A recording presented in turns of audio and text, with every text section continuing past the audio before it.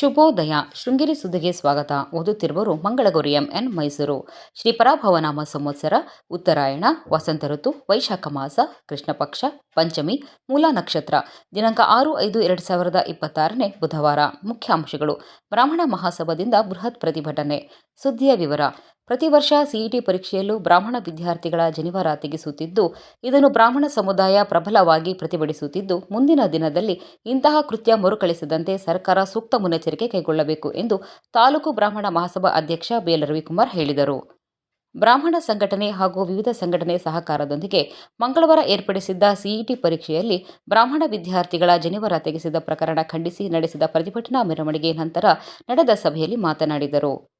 ಇಂತಹ ಹೇಯ ಕೃತ್ಯ ವಿದ್ಯಾರ್ಥಿಗಳ ಆತ್ಮವಿಶ್ವಾಸ ಕುಗ್ಗಿಸಿ ಪರೀಕ್ಷೆ ಕಡೆ ಗಮನ ಹರಿಸದಂತೆ ಮಾನಸಿಕವಾಗಿ ಕುಗ್ಗಿಸುವುದಾಗಿದೆ. ಜನಿವಾರ ಧರಿಸುವ ಜನರ ವಿರುದ್ಧದ ದ್ವೇಷದ ಪ್ರತೀಕವಾಗಿದೆ. ಈ ಕೃತ್ಯ ಎಸಗಿದ ಅಧಿಕಾರಿಗಳಿಗೆ ಶಿಕ್ಷೆಯಾಗದಿದ್ದಲ್ಲಿ ಪ್ರತಿ ವರ್ಷ ಇಂತಹ ಘಟನೆ ಪುನರಾವರ್ತನೆಯಾಗುವುದರಲ್ಲಿ ಸಂಶಯವಿಲ್ಲ ಎಂದರು.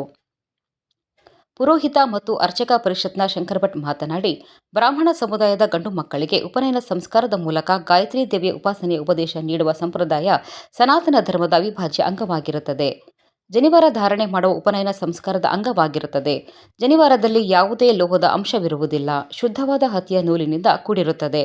ಜನಿವಾರ ಜೀವನ ಪರ್ಯಂತ ನಮ್ಮಗಳ ಆಸ್ಮೀಯತೆಯಾಗಿರುತ್ತದೆ ಎಂದರು. ಬ್ರಾಹ್ಮಣ ಮಹಾಸಭಾ ಮಹಿಳಾ ಘಟಕ ಅಧ್ಯಕ್ಷೆ ಸುಮಂಗಲ ಆನಂದಸ್ವಾಮಿ ಮಾತನಾಡಿ, ಸರ್ಕಾರ ಯಾವುದೇ ಸ್ಪರ್ಧಾತ್ಮಕ ಪರೀಕ್ಷೆ ಸಂದರ್ಭದಲ್ಲಿ ಜನಿವಾರ ತೆಗೆಸದಂತೆ ಸ್ಪಷ್ಟ ನಿಯಮ ರೂಪಿಸಬೇಕು.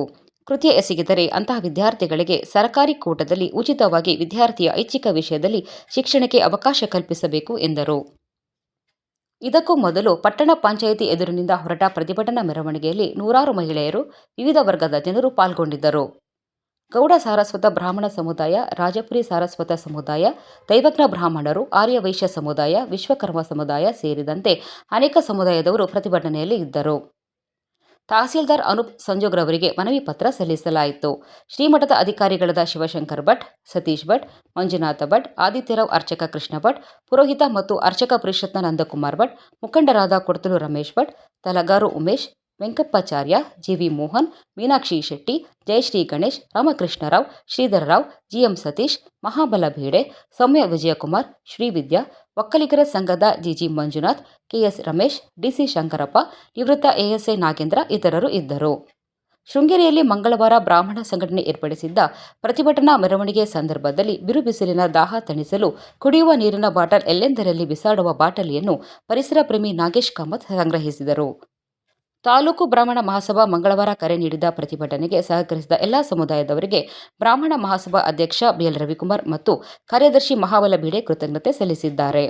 ಪ್ರಧಾನ ಸಂಪಾದಕ ಕೆಎಲ್ ಗೋಪಾಲಕೃಷ್ಣ, ಸಹಕಾರ ಕೆವಿ ರಮೇಶ್, ತಾಂತ್ರಿಕ ಸಹಕಾರ ಮಿಥುನ್ ಗೂಡೆತೋಟ ಮತ್ತು ಸೌಮ್ಯ ವಿಜಯಕುಮಾರ್.